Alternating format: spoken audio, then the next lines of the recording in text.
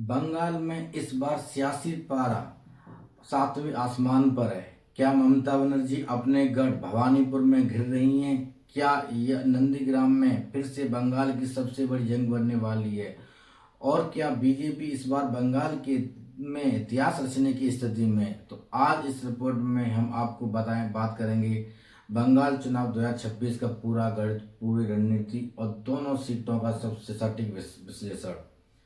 आप देख रहे हैं हमारा खास राजनीतिक विश्लेषण। और आज हम बात करेंगे पश्चिम बंगाल चुनाव 2026 की, जहां सियासत अपने सबसे गर्म और सबसे चरम मोड़ पर पहुंच चुकी है। इस बार का चुनाव सिर्फ सीटों का चुनाव नहीं है, बल्कि सिर्फ सरकार बनाने का चुनाव नहीं है, बल्कि यह चुनाव प्रतिष्ठा का भी है, नेतृत्व की ताकत का है, उस राजनीतिक पकड़ का है जो आने वाले समय में पूरे देश की राजनीति पर असर डाल सकती है। एक तरफ है ममता बनर्जी, जिनकी पहचान बंगाल की सबसे बड़ी मजबूत और लड़ाकू नेता के रूप में रही है, और दूसरी तरफ है भारतीय जनता पार्टी, जो इस बार बंगाल को केवल एक राज्य नहीं बल्कि अपनी सबसे बड़ी राजनीतिक चुनौती और सबसे बड़े अवसर के रूप में देख रही है। पिछले चुनाव में नंदीग्राम वह सीट थी जिस पर पूरे देश की नज़र थी। ममता बनर्जी बनाम शुभेंदु अधिकारी की लड़ाई ने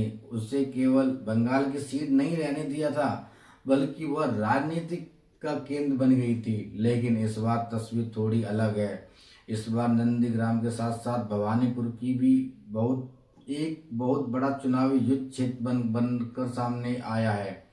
अब सवाल यह उठता है कि क्या भवानीपुर, जो लंबे समय से ममता बनर्जी के मजबूत गढ़ माना जाता रहा है, इस बार उनके लिए चुनौती बन सकता है, या फिर ममता बनर्जी यहाँ से ऐसी जीत दर्ज करेंगी जो कि पूरी विपक्ष और खासकर बीजेपी को साफ संदेश दे देगी कि बंगाल में उनका करिश्मा अब भी कायम है। बीजेपी की रणनीति को अगर ध्यान से देखें तो इस बार वह केवल रैली या भाषण और नारों के भरोसे चुनाव नहीं लड़ रही। इस बार पार्टी ने बंगाल में संगठनात्मक स्तर पर बहुत गहरा काम किया है। पहले बंगाल की रणनीति में जिन नामों की सबसे चर्चा होती थी, इस बार ऐसे कई नए और अलग संगठन चेहरे सामने आए। वहीं भूपेंद्र यादव, सुनील बंसल, विप्लव देव और मंगल पांडे जैसे नेताओं की सक्रियता बताती है कि बीजेपी इस बार बंगाल में सिर्फ भावनात्मक लहर नहीं बल्कि बूथ स्तर तक मजबूत गणित के साथ उतरना चाहती है। पार्टी को लगता है कि अगर ममता बनर्जी को चुनिंदा हाई प्रोफाइल सीटों पर बांध दिया जाए तो राज्य के दूसरे हिस्सों में विपक्षी ऊर्जा को बेहतर तरीके से बढ़ाया जा सकता है। यही वजह है कि भवानीपुर को लेकर बीजेपी की रणनीति केवल चुनाव लड़ने की नहीं बल्कि राजनीतिक और प्रतिमा की भी है। वहीं भवानीपुर में ममता बनर्जी की मौजूदगी अपने आप में एक संदेश होती है कि यह सीट उनके राजनीतिक आत्मविश्वास और व्यक्तिगत प्रभाव का प्रतीक मानी जाती है। ऐसे में अगर इस सीट पर बीजेपी कड़ी टक्कर देती है तो वह केवल इस सीट का नैरेटिव जीत में बदल सकती है। पार्टी यह संदेश देना चाहती है कि ममता बनर्जी अब अजय नहीं रही और उन्हें उनके गढ़ में चुनौती दी जा सकती है। लेकिन दूसरी तरफ ममता बनर्जी की राजनीति को कम करके आंकना हमेशा भारी पड़ता है। वह बंगाल की राजनीति में केवल एक मुख्यमंत्री नहीं बल्कि एक आंदोलनकारी नेता की छवि रखती हैं। जब भी उनके सामने मुश्किल खड़ी की जाती है वह उससे संघर्ष की कहानी में बदलने की क्षमता रखती हैं।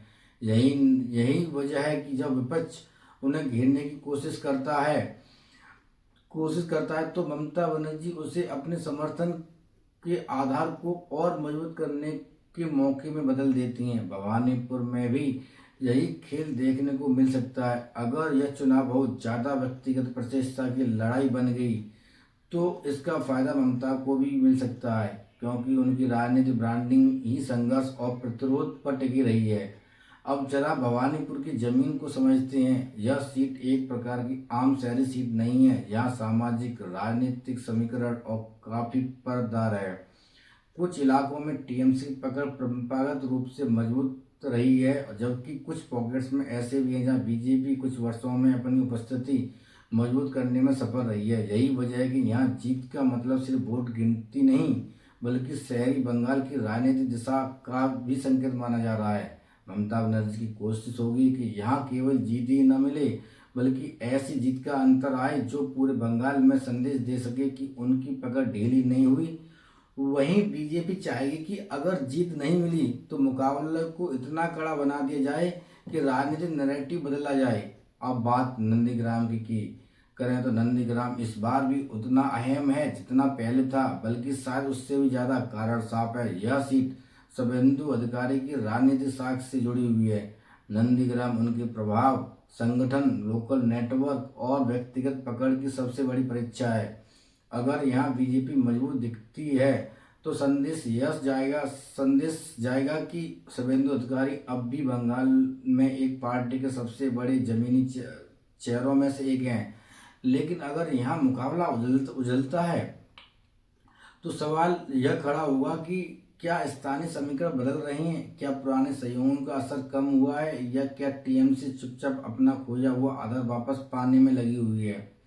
नंदीग्राम को लेकर सबसे दिलचस्प बात यह है कि वहाँ चुनाव केवल पार्टी चिन्ह पर नहीं लड़ा जाता बल्कि रिश्तों, पुराने नेटवर्क, स्थानीय प्रतिबद्ध और व्यक्तिगत वफादारियों के स्तर पर भी तय होता है। यही वजह है कि जब भी वहाँ किसी प्रभावशाली स्थानीय चेहरे का पाला बदलने या किसी बड़े परिवार के रुख बदलने की चर्चा होती है तो उसका असर सीधे पूरे समीकरण पर पड़ता है। इस बार भी ऐसे संकेत मिल रहे हैं कि नंदीग्राम में आखिरी समय तक तस्वीर पूरी तरह साफ नहीं रहने वाली, और यही चीजें उसे बेहद रोमांचक बनाती हैं। इस चुनाव का एक अहम पहलू गणित है। कई राजनीतिक पर्यवेक्षक इस बार के बंगाल चुनाव को मैथमेटिक्स इलेक्शन मान रहे हैं। यहाँ लड़ाई केवल भाषणों और भीड़ नहीं है, बल्कि वोट शेयर, माइक्रो मैनेजमेंट और बूथ वार मजबूती और वोटर लिस्ट, स्थानीय असंतोष और उम्मीदवारों का चयन और एंटी इनकम्बेंसी की बारीकों के हिसाब की है। बीजेपी को लगता है पिछले चुनावों की तुलना में इस बार वोट अंतर कम किया जा सकता है और कुछ खास सीटों पर बेहतर संगठन के जरिए बड़े उलटफेर किए जा सकते हैं। वहीं टीएमसी भी यह समझ चुकी है कि केवल करिश्माई नेतृत्व के भरोसे नहीं बैठा जा सकता, इसलिए उनसे उम्मीदवारों में बड़े बदलाव कर रही है। अलग तरह के संदेश देने की कोशिश की जा रही है। तृणमूल कांग्रेस की रणनीति भी इस बार बेहद दिलचस्प है। बड़ी संख्या में उम्मीदवारों को बदलना, नए चेहरों को मौका देना, महिला युवाओं को प्रमुखता देना, ये सब इस बात के संकेत हैं कि ममता बनर्जी एंटी इनकम्बेंसी को चुनौतियों को पहचान रही हैं।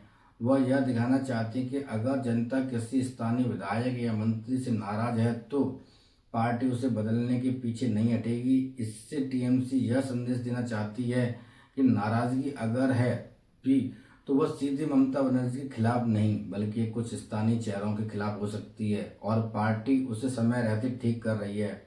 भवानीपुर में वोटर लिस्ट नाम कटने और जमीनी संगठन को लेकर जो चर्चाएं हैं वह भी इस बार चुनाव को लेकर पेचीदा बना रही हैं। टीएमसी ने बहुत ही जल्दी अपने स्थानीय ढांचे को सक्रिय किया है, कार्यकर्ताओं को लगाया है, प्रभावित वोटरों तक पहुंच बनाई है, दस्तावेज जुटाने की कोशिश की है। अब यही दिखाया कि इस सीट पर कोई जोखिम नहीं लेने वाली। इसका मतलब साफ है कि टीएमसी को पता है कि इस बार चुनाव केवल भाषणों से नहीं जीता जाएगा। हर घर वोट, हर घर, हर वोटर, हर बूथ, हर कागज तक पहुंचना होगा। दूसरी तरफ बीजेपी भी यही समझ रही है कि अगर उसे बंगाल में इस बार सचमुच चमत्कार करना है तो उसे बड़े नारों से ज़्यादा सूझ संगठनात्मक तरीके दिखाने होंगे। एक दिलचस्प बात यह भी है कि इस बार का चुनाव पूरी तरह मनोवैज्ञानिक लड़ाई बनता जा रहा है।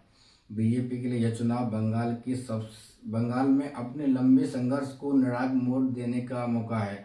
अगर वह भवानीपुर जैसे प्रतीकात्मक क्षेत्र और मजबूती चुनौतियां पेश करती है और नंदीग्राम जैसे क्षेत्रों में वह अपनी पकड़ बनाए रखती है तो वह अपने विस्तार की जीत के तौर पर दिखाएगी। वहीं दूसरी तरफ ममता बनर्जी के लिए यह चुनाव केवल सरकार बचाने का नहीं बल्कि यह साबित करने का है कि तमाम हमलों, आरोपों, एंटी इनकम्बेंसी विपक्ष की घेराबंदी के बावजूद बंगाल की राजनीति का केंद्र यही चेहरा अब भी वही है, और यहीं से चुनाव एक राष्ट्रीय महत्व का हो जाता है। अगर ममता बनर्जी एक बार फिर बंगाल में मजबूती से जीत दर्ज करती हैं तो उनकी छवि राष्ट्रीय विपक्ष की सबसे बड़ी नेताओं और मजबूत होगी। लेकिन अगर वे बीजेपी इस बार बंगाल में बड़ी सेना लगाने में सफल रहती है तो यह सिर्फ राज्य का राजनीतिक बदलाव नहीं होगा, बल्कि यह राष्ट्रीय राजनीति के लिए भी एक बड़ा संकेत माना जाएगा। इसलिए बंगाल 2026 को केवल विधानसभा चुनावों मानना गलती होगी, यह उससे कहीं ज़्यादा और बड़ा राजनीतिक इवेंट बन चुका है। अब सवाल यही है कि क्या भवानीपुर में ममता बनर्जी अपनी ताकत का प्रदर्शन करेंगी? क्या नंदीग्राम में एक बार राजनीतिक थ्रिल साबित होगा? क्या बीजेपी का संगठनात्मक गढ़ टीएमसी के जमीनी नेटवर्क पर भारी पड़ेगा, या फिर ममता बनर्जी अपने अनुभव, प्रतीकात्मक ताकत और चुनावी फुर्ती से एक बार फिर विपक्ष को मात देंगी? जो भी होगा, एक बात साफ है, बंगाल चुनाव 2026 इस बार सीधी लड़ाई है। साख बनाम चुनौती होगा, करिश्मा बनाम कैलकुलेशन होगा, गढ़ बनाम घेराबंदी होगा। भवानीपुर और नंदीग्राम इस चुनाव के दो सबसे बड़े प्रतीक बन चुके हैं। यहाँ का नतीजा केवल सीट का नतीजा नहीं, बल्कि यह बताएगा कि बंगाल में हवा किस दिशा में बह रही है। तो thanks for watching me, please like and share and subscribe my channel.